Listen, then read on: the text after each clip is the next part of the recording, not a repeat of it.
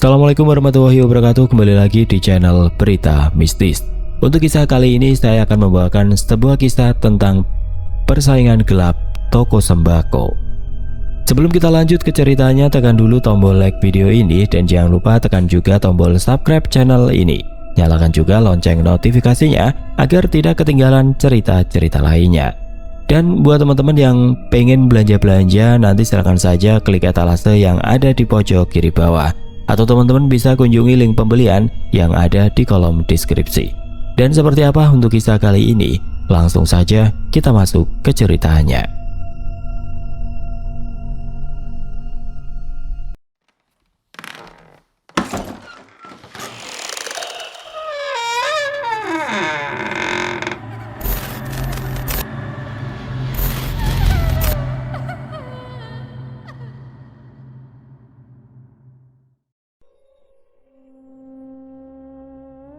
Pasar Kepatihan tidak pernah benar-benar tidur. Pukul 3 pagi saat embun masih betah menempel di kaca spion motor, pasar ini sudah berdenyut. Bau khas pasar perpaduan antara ikan asin, sayur busuk dan asap knalpot pick up menyeruak masuk ke paru-paru siapapun yang melintas.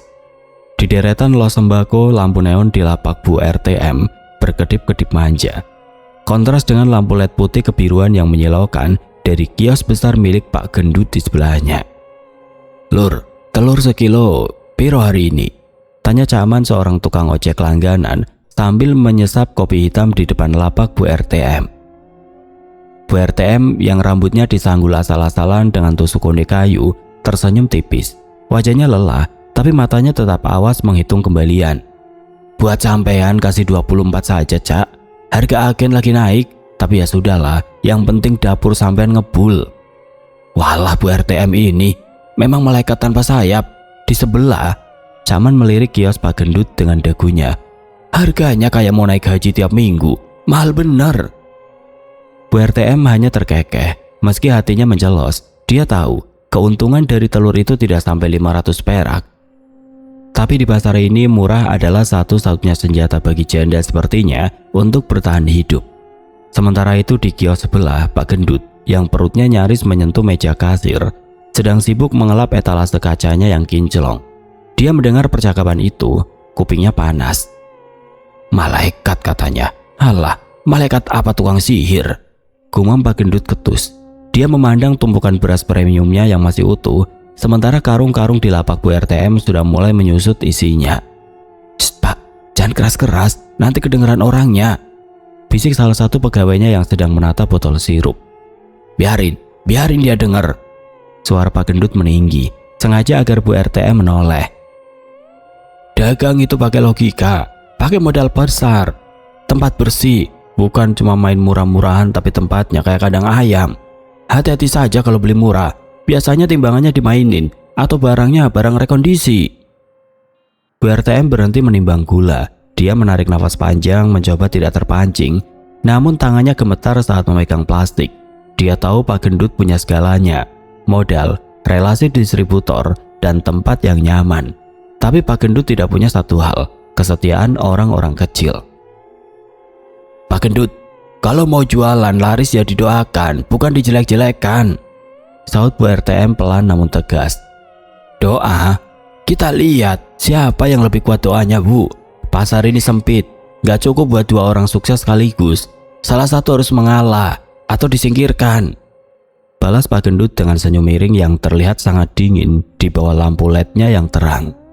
Saat itu sebuah angin kencang yang entah datang dari mana berembus masuk ke lorong pasar yang sempit, membuat kalender di dinding lapak Bu RTM terbang jauh. Tanggal yang tertera di sana menunjukkan bahwa esok adalah malam Jumat Kliwon.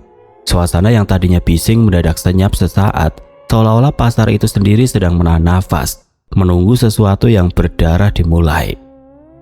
Kabar di pasar itu lebih cepat menjalar daripada bau terasi. Hanya dalam hitungan jam setelah ketegangan di subuh itu, desas-desus mulai memenuhi ruangan-ruangan sempit di antara pelapak sayur dan los daging yang becek. Pasar Kepatihan bukan sekedar lagi tempat transaksi, melainkan panggung bagi kecurigaan yang merayap pelan.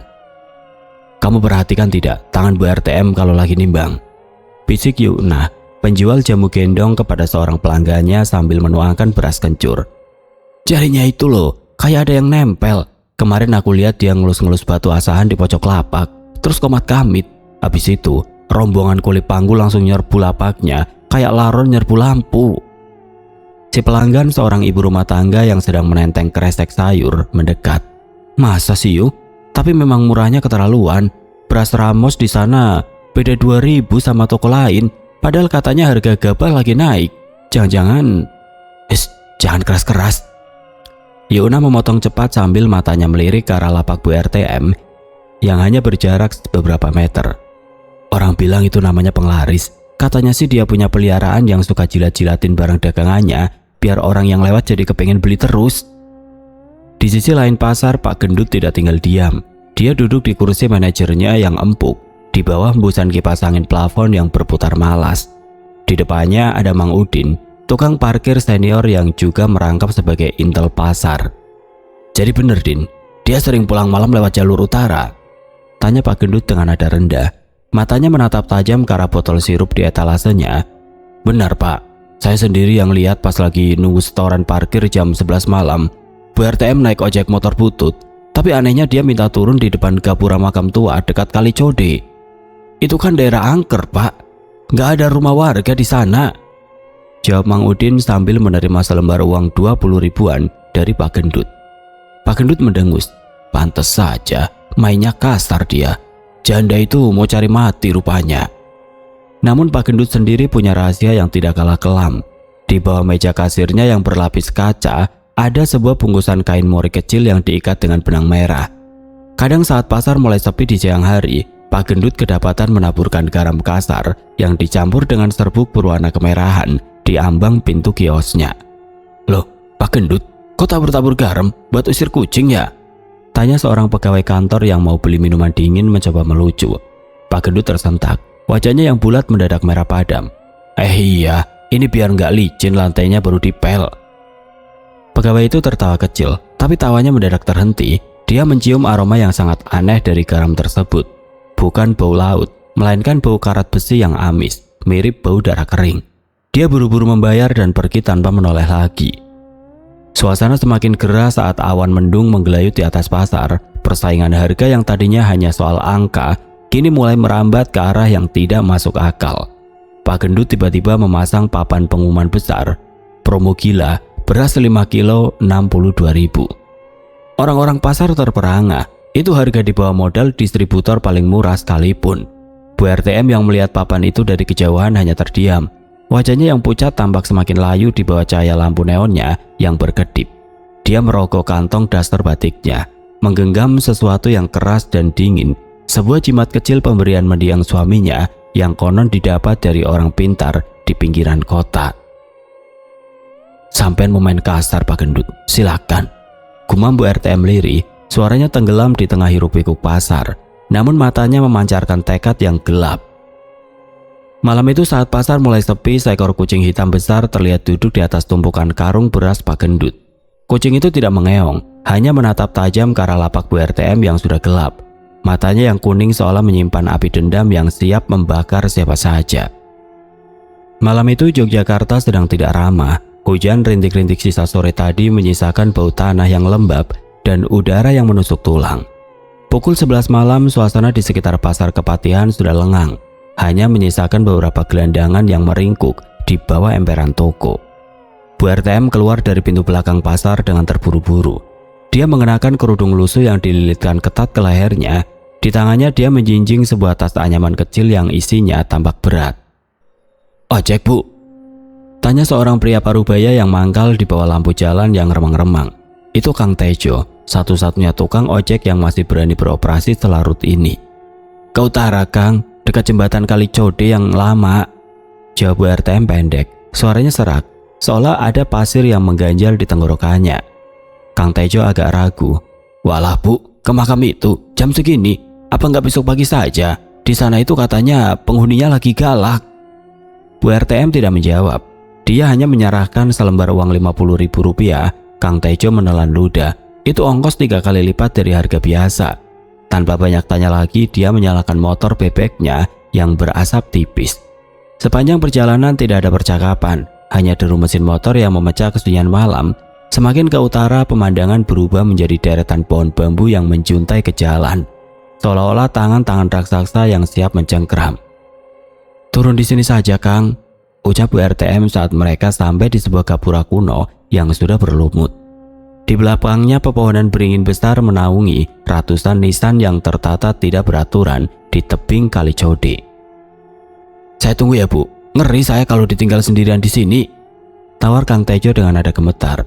"Gak usah, pulang saja, saya masih lama," balas Bu RTM dingin. Dia turun dari motor dan berjalan mantap masuk ke area pemakaman tanpa membawa senter. Kang Tejo segera memutar balik motornya, tidak peduli dengan uang tip. Dia merasa bulu kuduknya berdiri tegak saat melihat Bu RTM seolah menghilang ditelan kabur hitam di bawah pohon beringin. Di dalam makam, Bu RTM duduk bersila di depan sebuah nisan tanpa nama yang sudah retak. Dia mengeluarkan isi tasnya, kembang telon, sebuah sisir patah dan segenggam beras yang dicampur kunyit. Dia mulai merapal doa, tapi bukan doa yang biasa didengar di masjid. Itu adalah rintihan penuh keputusasaan. "Aku gak mau kalah, Mbah. Aku harus tetap makan. Anakku harus sekolah," bisiknya sambil mengusap nisan itu dengan telapak tangannya. Tiba-tiba angin kencang berembus dari arah sungai, membawa bau busuk yang amat menyengat, seperti bangkai tikus yang sudah berhari-hari. Dari balik rimbunnya pohon bambu muncul sepasang mata merah yang menatapnya. Suara tawa pelan yang melengking terdengar, bukan dari mulut manusia, tapi seolah-olah suara itu berresonansi langsung di dalam kepala Bu RTM. "Ada harga, ada rupa. Kamu berani bayar berapa?" Bu RTM gemetar hebat. Wajahnya pucat pasti, namun dia tidak lari. "Apa saja, Mbah. Asal lapak sebelah hancur, asal orang-orang balik ke saya."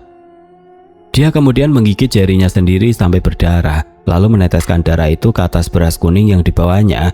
Saat itu juga suara aliran air Kali Code di bawah sana mendadak terdengar, seperti suara ribuan orang yang sedang berbisik-bisik menghitung uang. Bu RTM pulang dengan mata yang berbinar aneh, sebuah binar yang tidak sehat. Dia tidak tahu bahwa di saat yang sama, Pak Gendut juga sedang melakukan sesuatu yang serupa di makam yang berbeda, membawa janji yang lebih besar dan amarah yang lebih membara. Senin pagi di pasar Kepatihan biasanya menjadi ajang bagi para ibu rumah tangga untuk berburu harga termurah demi menyambung hidup hingga akhir bulan. Namun pagi ini ada yang berbeda. Sebuah kerumunan besar lebih padat dari antrean bansos menyemut di depan lapak kecil Bu RTM. "Ibu-ibu tenang, jangan dorong-dorongan, berasnya masih banyak," teriak Bu RTM, seorang pemuda bernama Rio yang tampak bingung sekaligus takut melihat antusiasme warga. Di papan tulis yang biasanya hanya berisi coretan hutang, kini tertulis angka yang bikin geleng-geleng kepala. Beras Ramos 5 kilo, Rp 50.000. Telur ayam 18.000 per kilo. "Gila, ini mah bukan untung tipis lagi, ini mah sedekah," seru salah satu pembeli sambil memeluk 2 karung beras sekaligus. Bu RTM duduk di kursi kayu pendeknya, wajahnya tertutup kerudung, tapi matanya yang berbinar aneh terus menatap ke arah timbangan. Tangannya bergerak sangat cepat, membungkus belanjaan, seolah digerakkan oleh mesin. "Bu RTM, kok bisa murah banget? Dapat lungsuran dari mana?" tanya seorang pelanggan sambil bercanda. "Jangan-jangan ibu nemu pohon duit ya di Kali Code?" Bu RTM hanya tersenyum simpul, bibirnya tampak sedikit kebiruan. "Rezeki itu sudah ada yang ngatur, Mbak. Saya cuma ingin bantu orang kecil saja." Namun di balik kegembiraan para pembeli ada hal-hal ganjil yang mulai dirasakan. Seorang ibu yang baru saja membeli telur mengadu pelan pada temannya. Kamu ngerasa nggak sih telurnya dingin banget, kayak habis keluar dari kulkas? Padahal kan ditaruh di rak kayu biasa." "Iya sama, berasnya juga. Pas aku pegang tadi kayak ada tekstur yang aneh, agak licin-licin gimana gitu," sahut yang lain. Sementara itu di kios sebelah, Pak Gendut berdiri mematung di balik etalase kacanya yang mewah. Kiosnya sepi total, bahkan pegawainya sendiri hanya duduk bengong sambil bermain HP.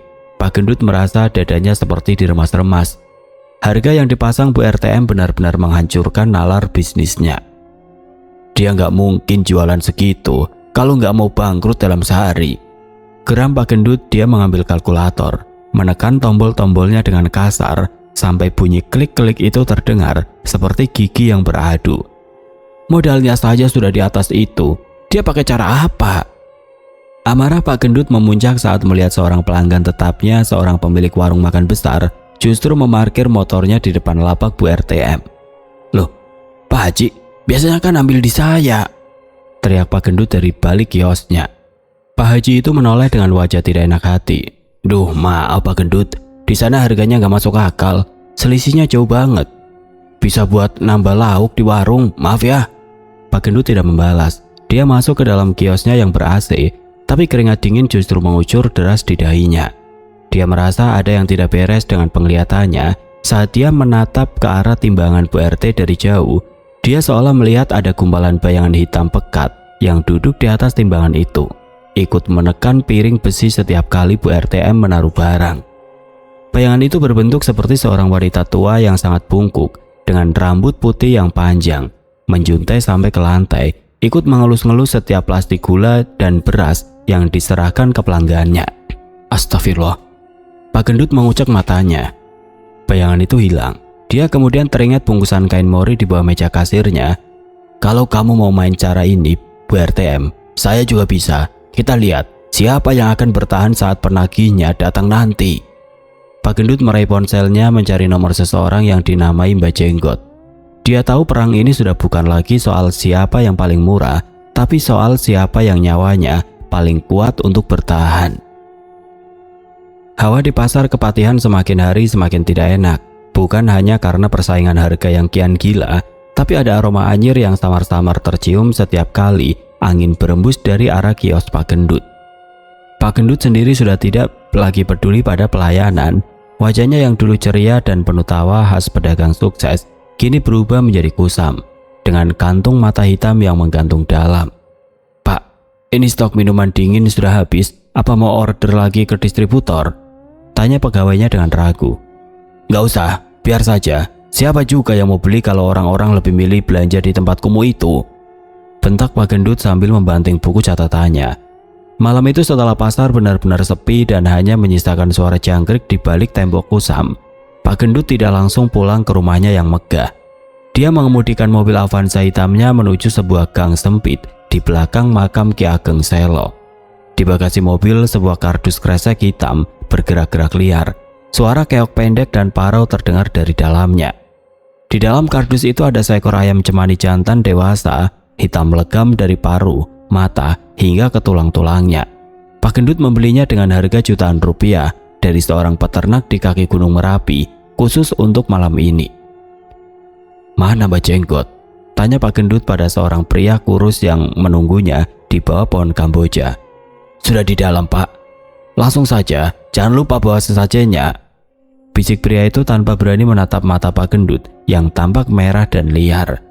Pak Gendut berjalan memasuki area makam yang lembab. Di sebuah cungkup kecil yang dipenuhi asap kemenyan, seorang pria tua dengan jenggot putih panjang sedang duduk bersila. Tanpa sepatah kata pun Pak Gendut menyerahkan ayam cemani itu.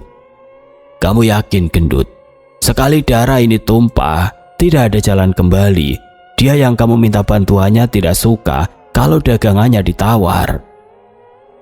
Suara Mbak Jenggot berat dan parau seperti gesekan dua batu nisan. Saya nggak peduli. Hancurkan janda itu. Buat dia merangkak di kaki saya, buat telapaknya jadi sarang ulat. Teriak Pak Gendut emosinya meluap. Air matanya jatuh tapi bukan karena sedih, melainkan karena dengki yang sudah membusuk di dalam dadanya. Mbak Jenggot mulai merapal mantra. Ayam cemani itu tiba-tiba berhenti meronta. Matanya yang hitam pekat menatap Pak Gendut dengan tatapan yang sangat manusiawi, seolah-olah ia tahu apa yang akan terjadi. Dengan satu gerakan cepat, sebilah pisau kecil menggiris leher ayam itu. Darah hitam kental mengucur, ditampung ke dalam batok kelapa. Minum sedikit, perintah Mbak Jenggot. Pak Gendut ragu sejenak, bau anyir itu menusuk hidungnya, membuatnya mual. Tapi bayangan wajah Bu RTM yang tersenyum kemenangan di pasar tadi pagi menghapus rasa jijinya. Dia meminum darah itu, rasanya asin, pahit dan sangat panas. Seolah-olah dia sedang menelan bara api. Tiba-tiba area makam itu terasa berguncang. Suara tawa melengking, suara yang sama yang didengar Bu RTM di Kalicode kembali terdengar, tapi kali ini lebih keras dan penuh kemarahan. Pak Gendut tersungkur ke tanah, dadanya sesak. Dia merasa ada sesuatu yang besar dan berat sedang berdiri tepat di belakangnya, mengelus pundaknya dengan kuku-kuku yang panjang dan tajam. "Kemenangan adalah milikmu, tapi nyawa adalah bayarannya." Sebuah bisikan dingin merayap di telinga Pak Gendut. Pak Gendut pulang dengan badan gemetar dan baju yang penuh bercak darah hitam. Dia tidak menyadari bahwa di jok belakang mobilnya ada sepasang mata merah yang ikut menumpang, menunggu saat yang tepat untuk menagih janji yang baru saja diikat dengan darah. Keesokan paginya pasar Kepatihan diselimuti kabut tipis yang tidak biasa. Udara terasa lebih berat seolah oksigen kalah oleh aroma tanah basah dan melati yang membusuk. Di lapak Bu RTM kerumunan masih ada, tapi suasana tidak lagi riuh oleh tawa. Orang-orang belanja dengan terburu-buru, seolah ingin segera pergi dari sana. Bu RTM duduk di bangku kayunya dengan posisi yang sangat kaku. Wajahnya yang pucat kini berubah jadi abu-abu kebiruan, matanya cekung, dikelilingi lingkaran hitam pekat. Setiap kali dia menyerahkan bungkusan plastik, tangannya yang kurus tampak gemetar hebat. Namun anehnya gerakannya tetap presisi seperti robot.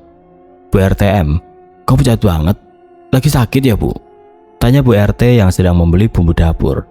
Bu RTM mencoba menjawab, tapi yang keluar dari mulutnya hanyalah suara desis yang pelan.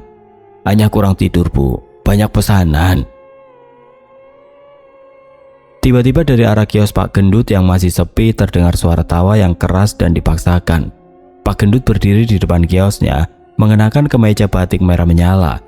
Wajahnya tampak lebih segar secara artifisial, namun ada kilat kegilaan di matanya.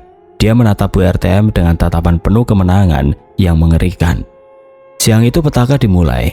Saat sedang menimbang gula, Bu RTM tiba-tiba ambruk. Kepalanya menghantam meja timbangan dengan bunyi gedebuk yang keras. "Ibu, ibu!" teriak Rio anaknya yang langsung berlari menghampiri. Pasar mendadak geger. Beberapa pedagang membantu mengangkat tubuh Bu RTM ke amben di belakang lapaknya. Namun saat menyentuh kulit Bu RTM, mereka semua tersentak mundur. "Ya Allah, dingin sekali ini. Bukan dingin orang sakit, ini dingin es," seru Mang Udin yang ikut membantu. Anehnya meski kulitnya sedingin es, keringat mengucur deras dari pori-pori tubuh Bu RTM. Keringat itu tidak bening, melainkan agak kental dan berbau amis seperti air sungai yang mati. Rio mencoba memberikan minum, namun kejadian yang tidak masuk akal terjadi.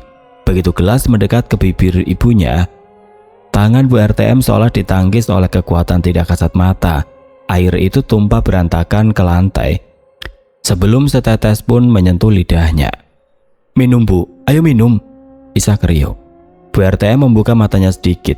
Dia tidak menatap anaknya, melainkan menatap ke langit-langit pasar yang gelap.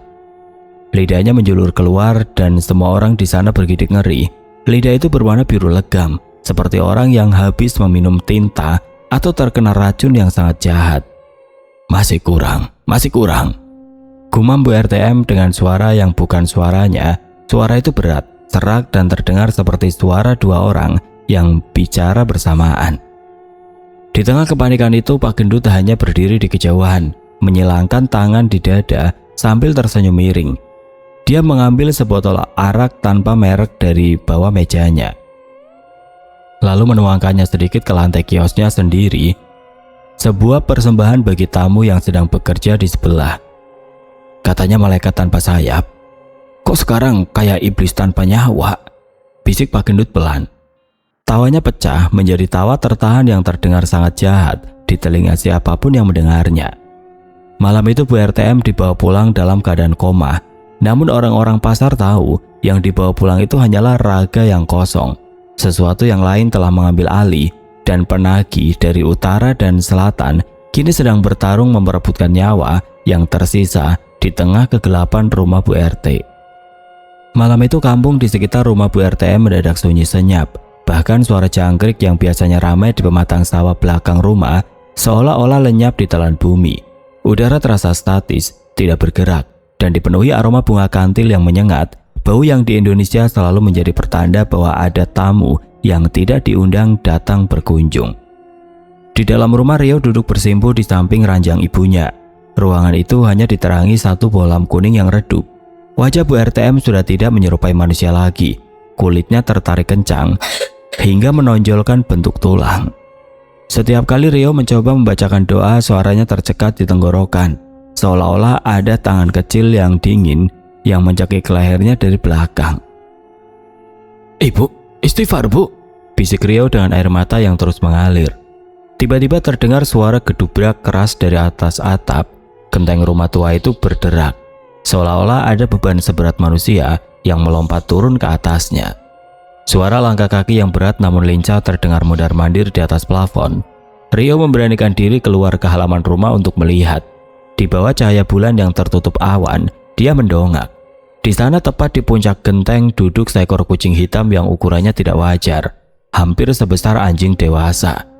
Bulunya hitam legam, tapi yang membuat nyali Rio menciut adalah matanya.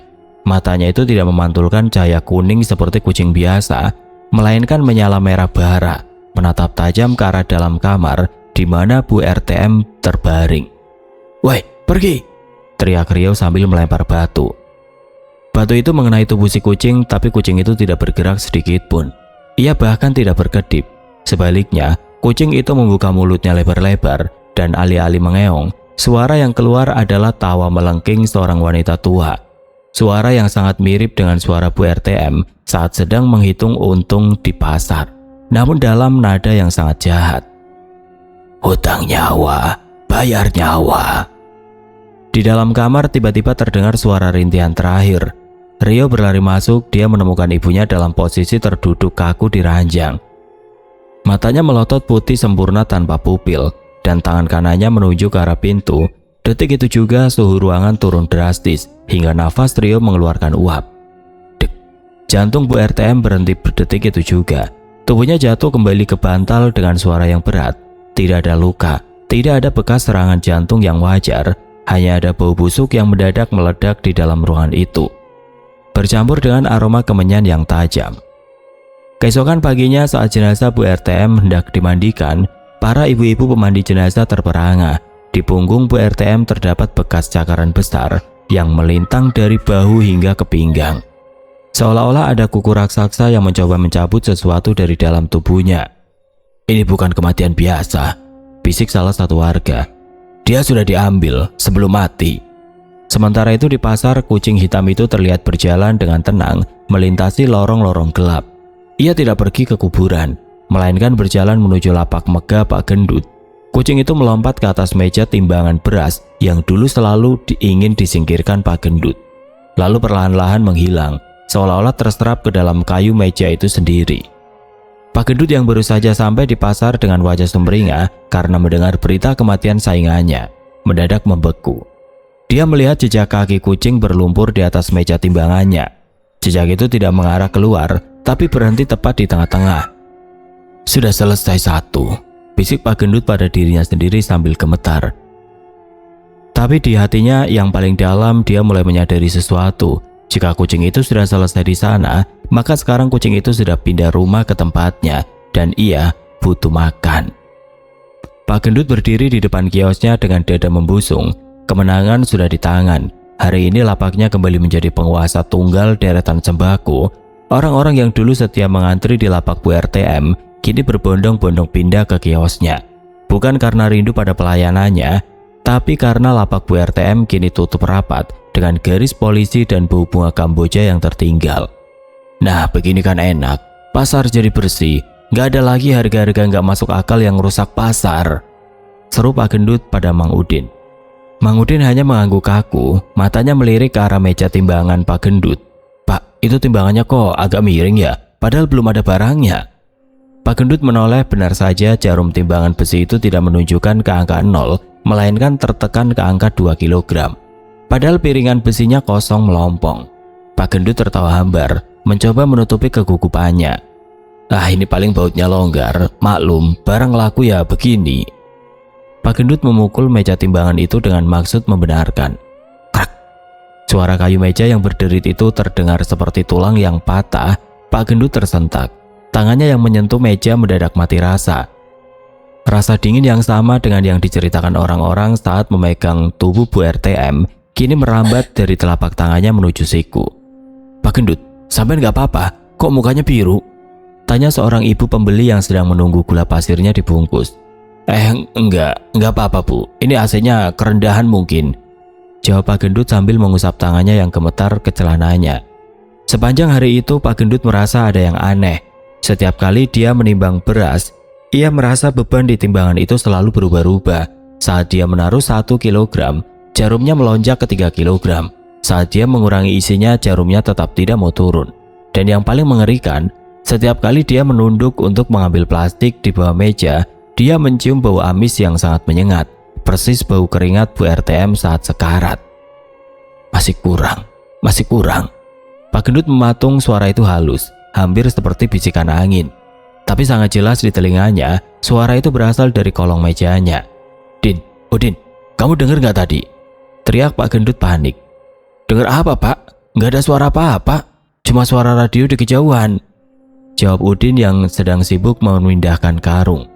Pak Gendut mencoba menenangkan diri. Dia duduk di kursi manajernya, mencoba menghitung keuntungan hari ini.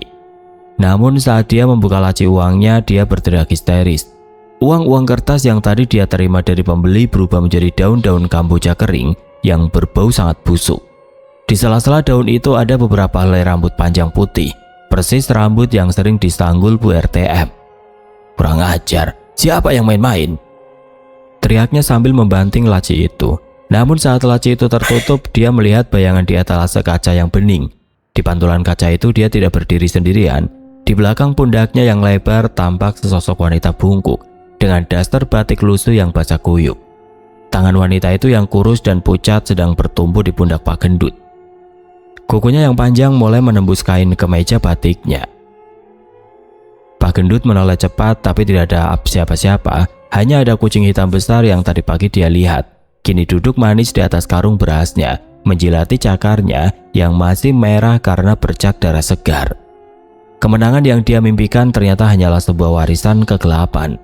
Bu RTM memang sudah tiada, tapi perjanjian yang mereka berdua buat dengan kekuatan gelap ternyata memiliki satu klausul yang sama. Siapa yang terakhir bertahan, dialah yang harus menanggung semua tagihannya.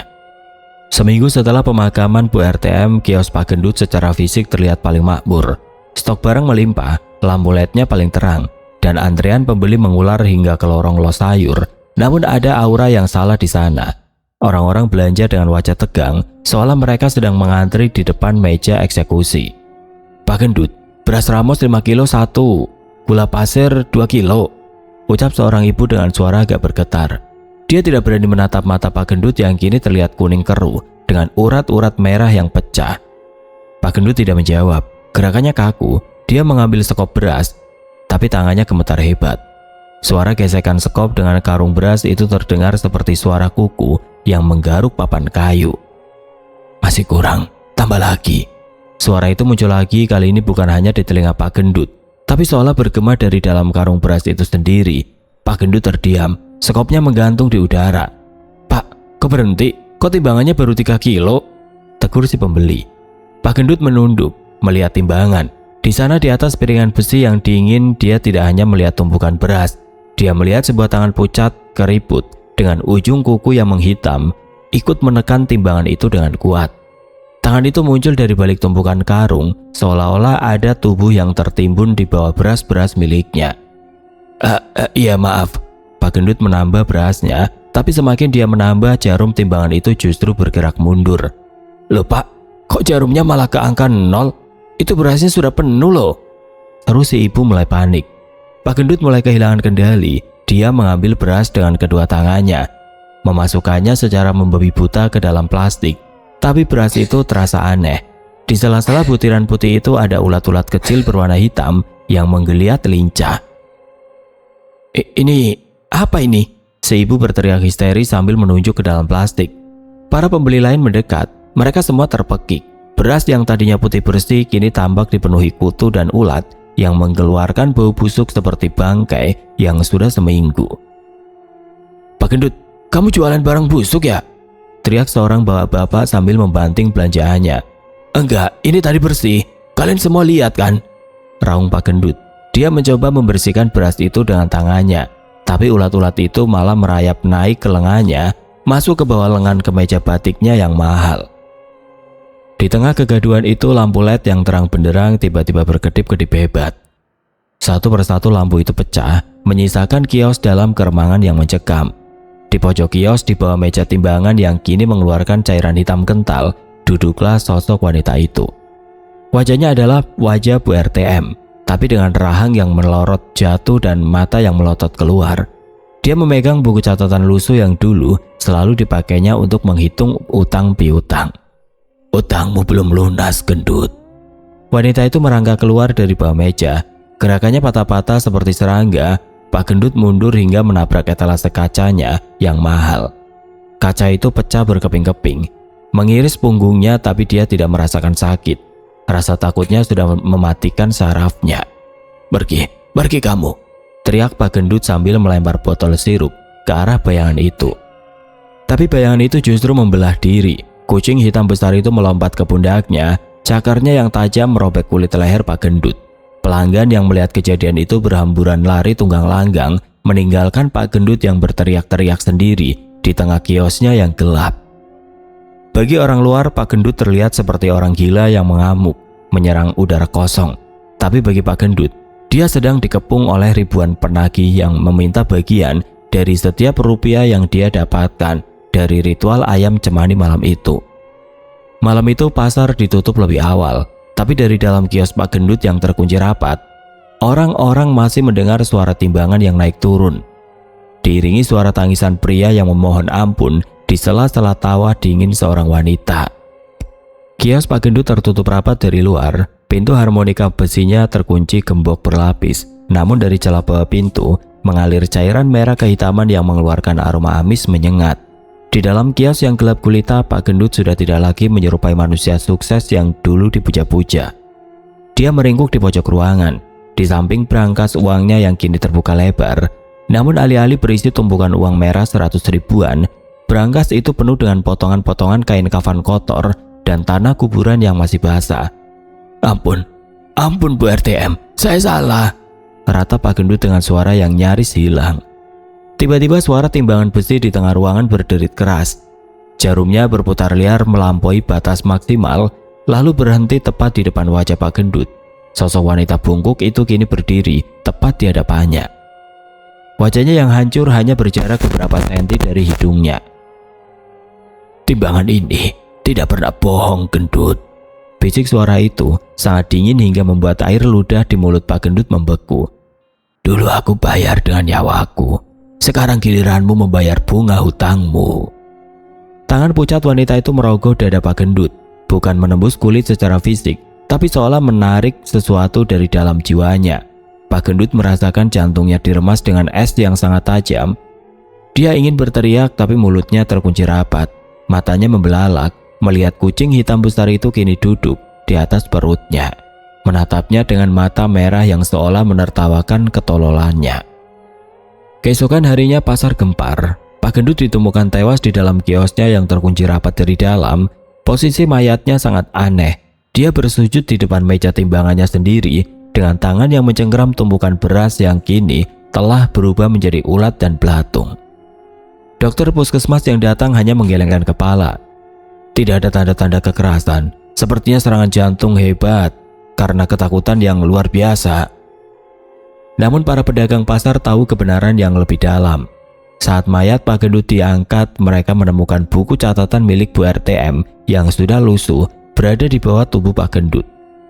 Di halaman terakhir tertulis sebuah angka yang tidak masuk akal, ditulis dengan tinta merah yang masih basah, "Lunas, dibayar dengan nyawa." Lapak Pak Gendut akhirnya dikosongkan. Tidak ada yang berani mengambil alih tempat itu. Kios mewah itu kini terbelangkalai. Lampu LED-nya pecah dan etalasenya berdebu. Orang-orang lebih memilih berdesakan di los lain daripada harus melewati depan bekas kios Pak Gendut. Hingga hari ini jika malam Jumat Kliwon tiba dan pasar sudah sepi, penjaga malam sering mendengar suara pelan dari dalam kios kosong itu. Suara seorang pria yang sedang menghitung uang dengan gemetar. 1, 2, kurang, masih kurang. Yang kemudian disaut oleh tawa melengking seorang wanita yang sangat lapar. Kisah ini menjadi pengingat bagi kita semua bahwa harta yang didapat dari menjatuhkan orang lain adalah racun bagi jiwa. Persaingan memang nyata, namun saat kita mulai melibatkan kekuatan gelap atau menghalalkan segala cara demi ego dan keserakahan, kita sebenarnya tidak sedang membangun kekayaan, melainkan sedang menandatangani kontrak kematian kita sendiri. Di atas langit masih ada langit, dan di balik setiap kecurangan selalu ada tagihan yang akan datang tepat pada waktunya, tanpa bisa ditawar sedikit pun.